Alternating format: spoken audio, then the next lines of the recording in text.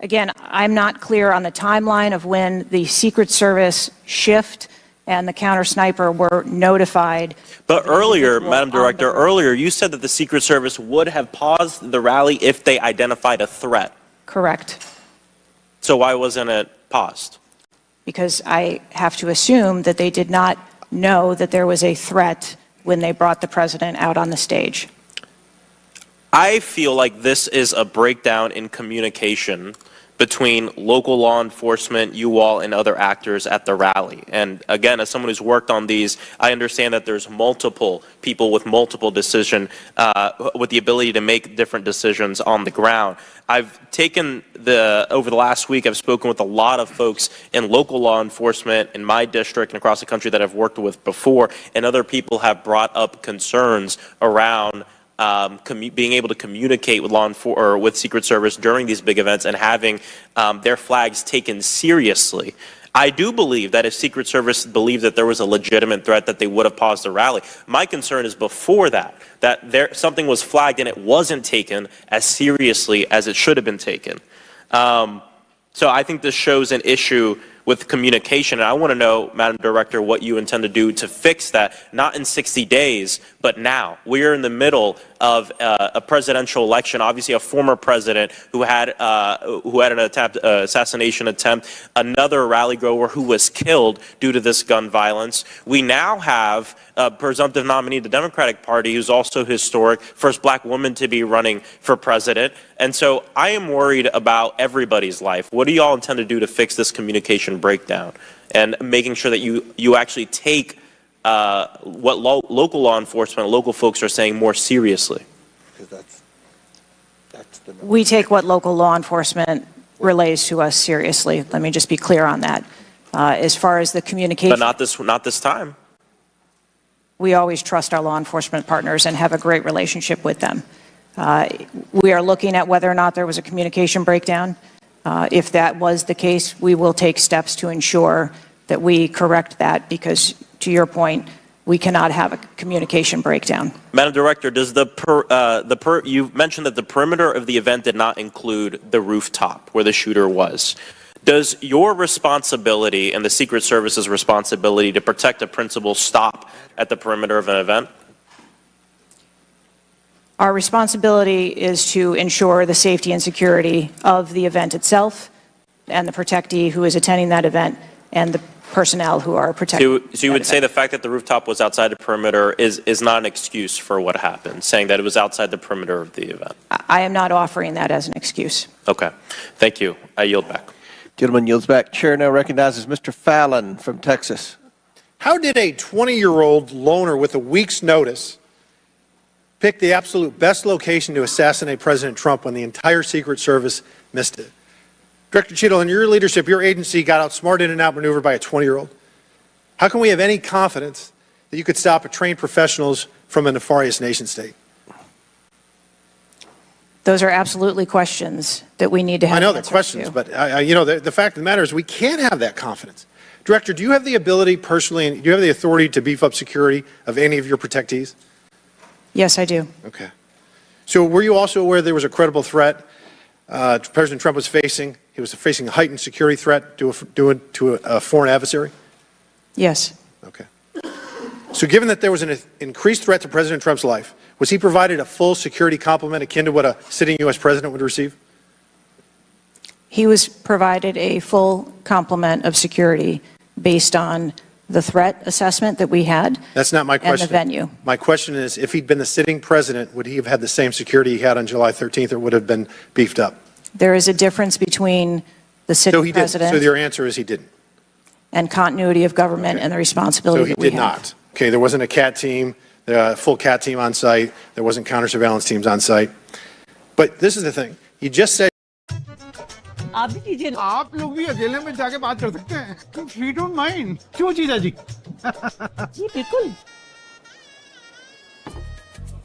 आपकी favourite hobby क्या है? जी खाना। खाना बनाना?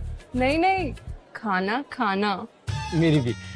वैसे आपको खाने में क्या-क्या पसंद है? फ्राइड चटपटे स्टार्टर से लेकर स्वीट डिश तक मुझे सब पसंद है, पर ओनली वेज। मैं भी प्योर वेज। झूठे। मैंने क्या झूठ बोला? यही कि तू नॉनवेज नहीं खाता। मैं तो जी 100% वेजिटेरियन हूँ। अगर तू 100% वेजिटेरियन है तो ये नॉनवेज मल्टीविटामिन क्यों खाता है? और जी कोई ऑप्शन भी तो नहीं है। ऑप्शन है 100% वेजिटेरियन हेल्थो के मल्टीविटामिन टैबलेट्स, जिसमें है टॉरिन, जिंसिंग और 19 मल्टीविटामिन्स। 100% वेजिटेरियन खाना खाने के लिए बीकानेर वाला आइए और 100% वेजिटेरियन मल्टीविटामिन के लिए हेल्थो के लाइए। ये जोड़ी है कमाल की। Because you know, security 101, you got to mitigate the high ground. Yes. Okay. Do you know what the next most dangerous site, what was the closest structure to the president, other than the 4 immediate ones that you had your counter sniper teams on? There are a number of structures around that event site.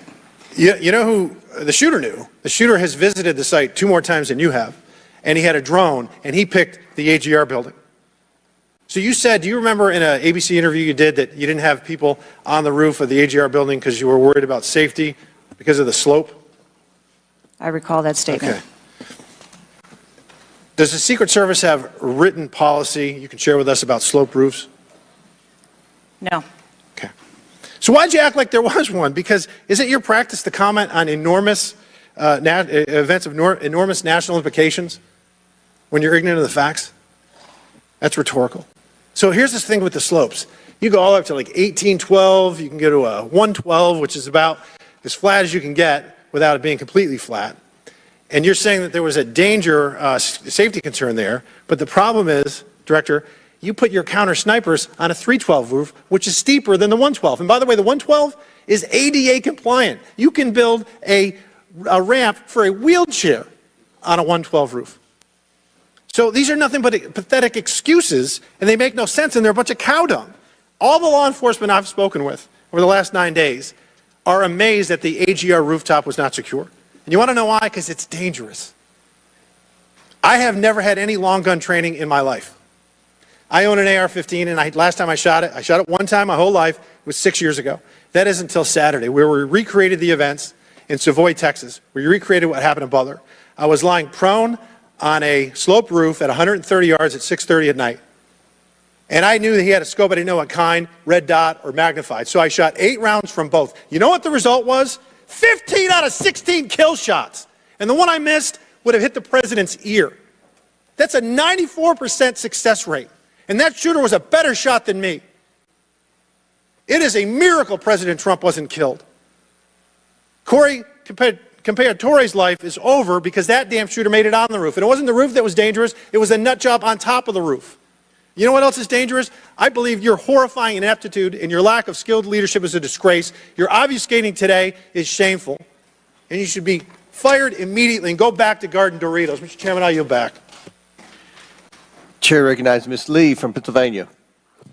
Thank you, Mr. Chair. I'd like to thank the chair, the ranking member, for coming together and holding this hearing.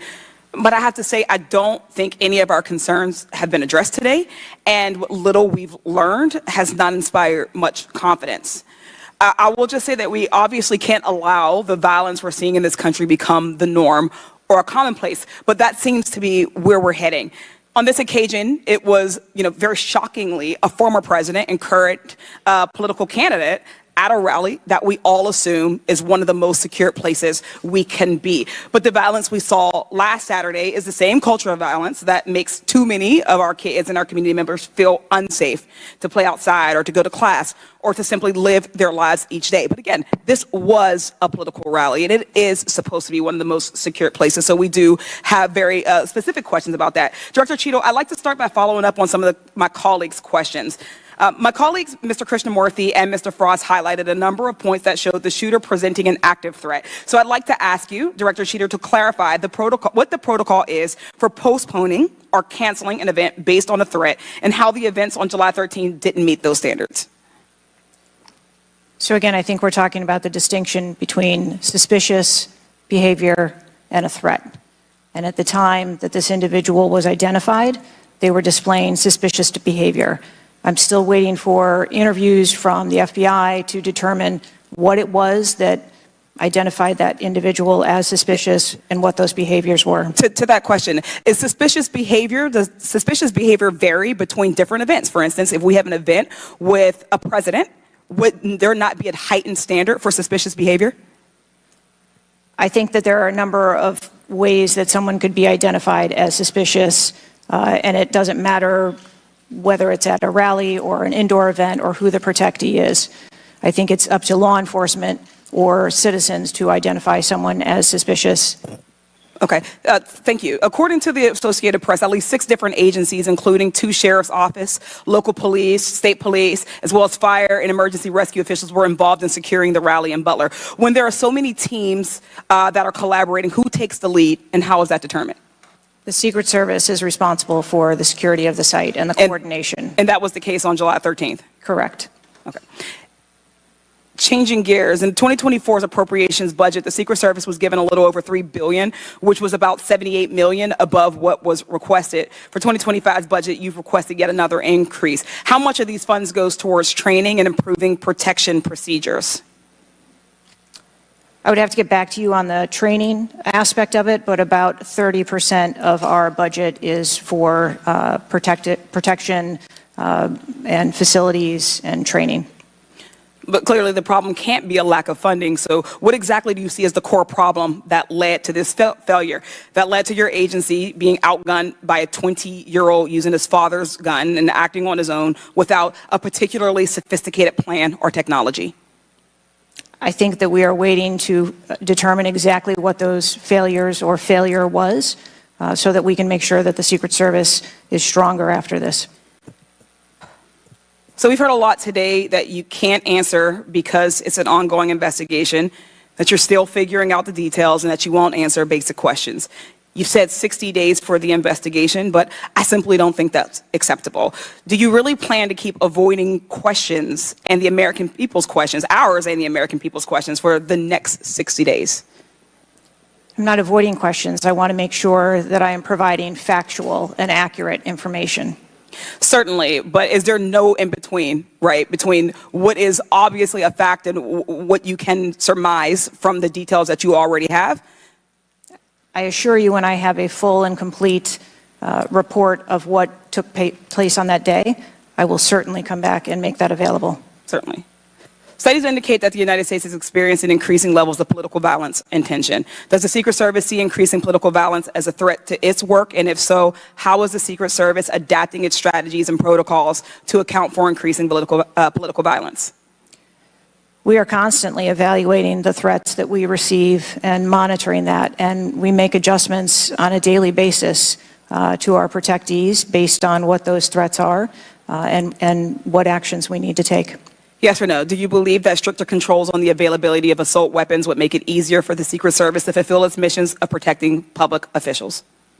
I think the Secret Service is tasked with providing a safe environment, which is why we put into place a number of mitigation factors. Certainly, but do assault weapons make it easier or harder for you to do your job? I think that any weapon makes it difficult for us to do our job. Okay, I yield back. Chair now recognizes Mr. Donalds from Florida. Thank you, Chairman. Director, real quick, at what time was Secret Service aware of the active threat against President Trump? Director, what time? So the Secret Service was aware that there was an individual who had been identified as suspicious and that that individual was attempting to be tracked down. At what time? I don't have a specific timeline other than to Director, it's been 9 days. I understand At what that. time? I want to make sure that I give you factual information, sir. Director, have you talked to the agents on the ground that day?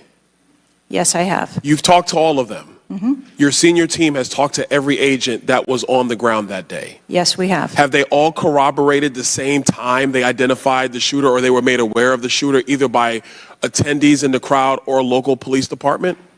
There are a number of reports of when those times were made. Was it 5 minutes before the first shot rang out?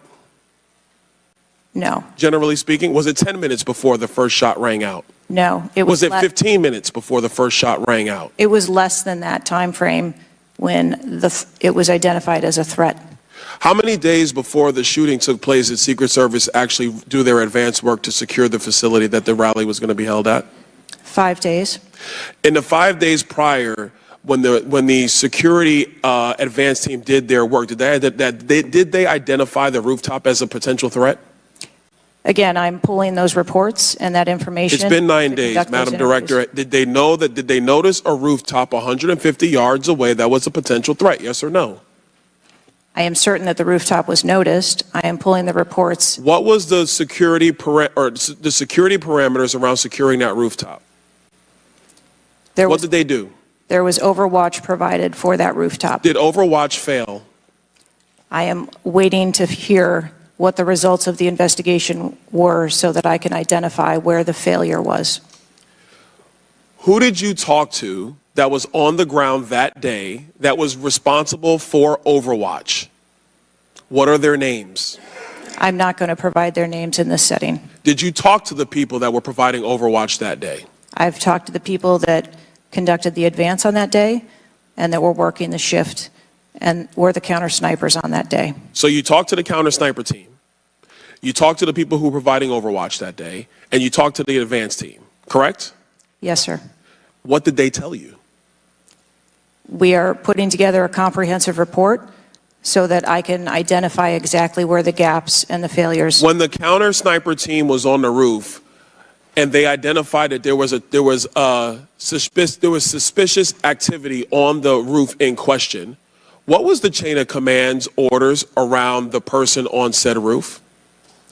Because I'm quite sure somebody saw under your organization, the Secret Service, I'm quite sure somebody saw the shooter on the roof. So what was the communication through the chain of command to deal with said person? What I can tell you is that when the individual was identified by the counter sniper, they took one shot and neutralized that individual. But that was after the shooter already took a shot, is that correct? That is correct. So what you're saying now is that the Secret Service did not see the shooter on the roof until after the shooter took a shot? I do not have all of those details at this time. If you don't have those details after 9 days, Director, then what you're telling me is that you guys didn't see it. Is that correct? I am telling you I don't have all the details of the sequence at this time. Director, it's been 9 days. Either you have the information or you do not. Is that correct? We are still in the process of conducting interviews and an investigation. Some of my colleagues have texted me over the last couple days, bipartisan, about whether you should lose your job. And I've been quiet on that question because I wanted to see what you were going to do today. In my opinion, you do need to be fired immediately. And it is because this is gross incompetence.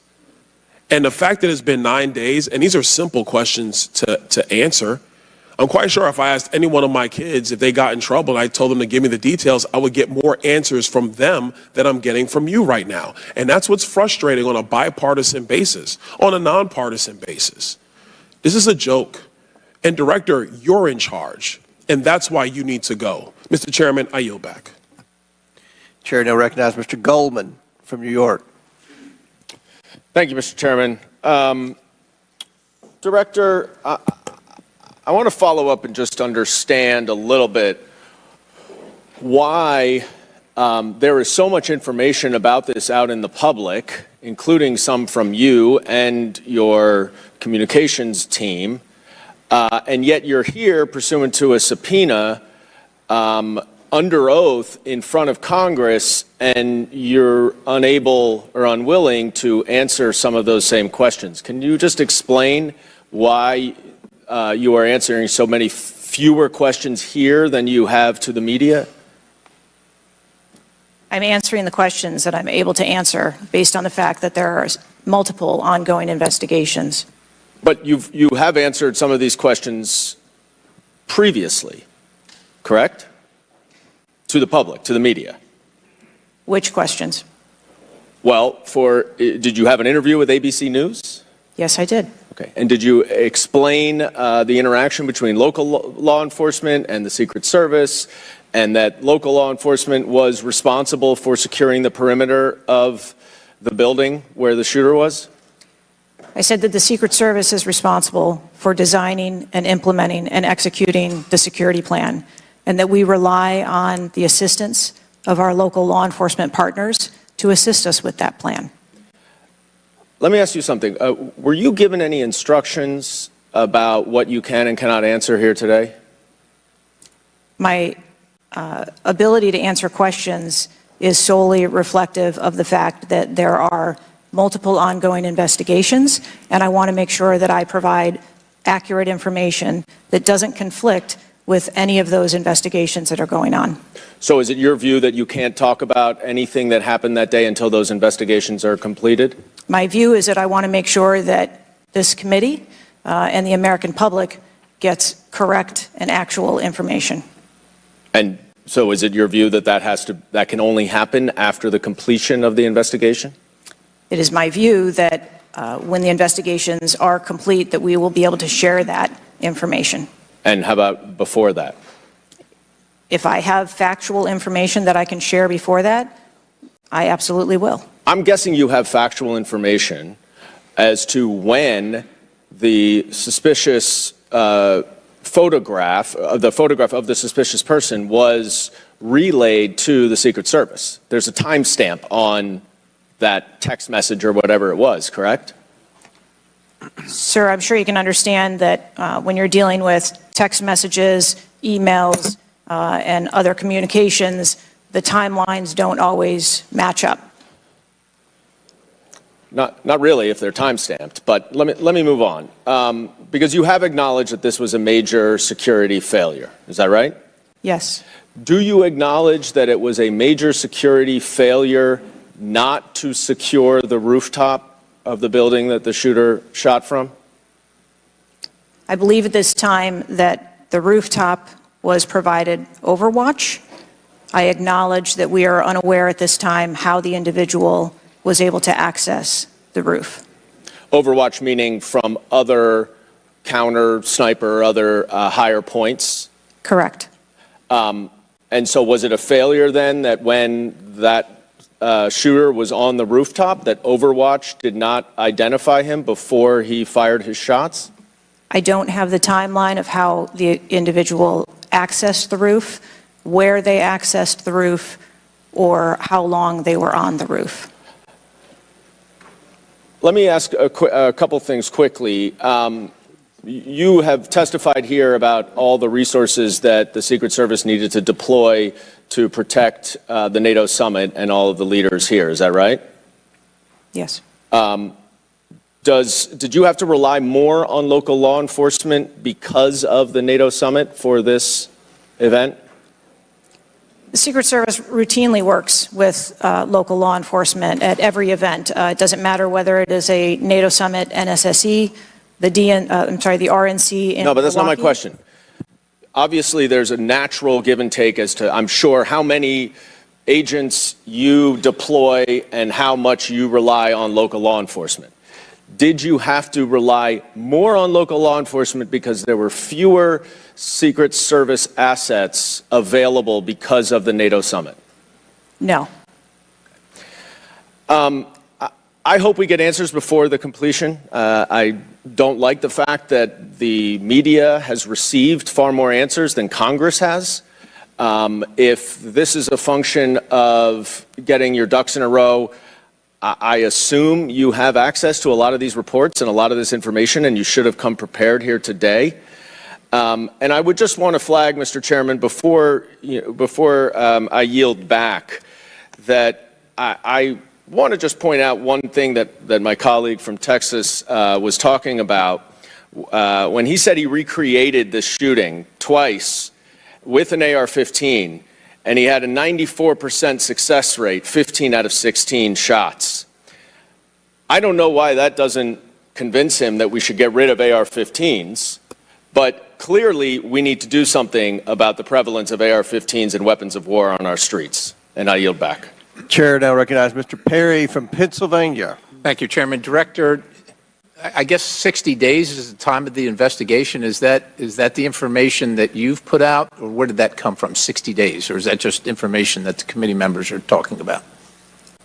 I stated that earlier today. I've asked Okay, my 60 team- days. So are you receiving regular updates? You're in charge of the Secret Service. This is about your organization, what happened 9 days ago. Are you receiving regular updates from the FBI on their investigation? Yes, I am. So you know some things are true, some things are probably not true. We want to talk to you about the things that we're hearing about and find out if they're true. You've been in contact with the FBI, then you're getting updates on a daily basis, right? Yes. Based on what you said. Okay, so, and are you confident that the person in question, Mr. Crooks, was the only person firing that day against the president or the crowd? Is he the only one? I'm not asking you yet if he acted alone, but is he the only one, or can you say that with certainty to the American people? That is the information I have at this time, yes. Okay, does it appear he acted alone? That's the information we have at this time. Okay, now let's talk about the fact that he was noticed as a person of interest, of concern, suspicion, as you say. Your PI team, how do they stay in, there's a sea of people. How does the PI team get to that individual that's in question in the sea of people? How's that individual tracked? Our protective intelligence teams that work at our sites are paired up with a local police counterpart, and so they work in conjunction together. So they just follow them around, or let me ask you this. Looking at the site, you have multiple perimeters, right? You have the secure perimeter, the inside perimeter, you have multiple perimeters. Was the AGR so-called building the highest location affecting the site of the rally? Was it the highest location? I believe the highest location at the site was where our counter snipers were. What about the water tower positioned. adjacent? What about how high is the water tower? Certainly, and I appreciate that question. I don't want to make any preliminary judgments on what happened on this particular day, but I can tell you that we have looked at, as we did immediately in the aftermath, what the security plan for the Republican National Convention was going to be, and we made adjustments to the interior of the perimeter there. We looked at the protectees that we have here in the Washington, D.C. area and our protective sites, and we did make some adjustments to their security posture. And as we continue to move through the next several weeks, even yesterday with the announcement of the president no longer running, we have made adjustments to the vice president's detail. We are already prepared for an eventual VP nominee, and we continue to make those assessments. I think it just shows how dynamic the environment is that this agency works in every day. So you've made the same kinds of common sense judgments and intuitive recommendations that members of the public and members of Congress are asking about right now? Yes. Okay, thank you. I yield back, Mr. Chairman. Thank you, and before gentlemen. I recognize Ms. Mace, I have to say, Director, we're pretty close to the halfway point during this.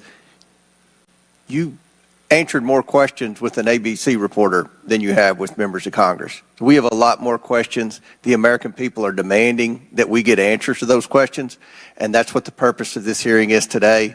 So I'm sure a lot of the questions that have already been asked are going to be asked again, and hopefully we can get some answers to those questions. I strongly implore you to answer those questions.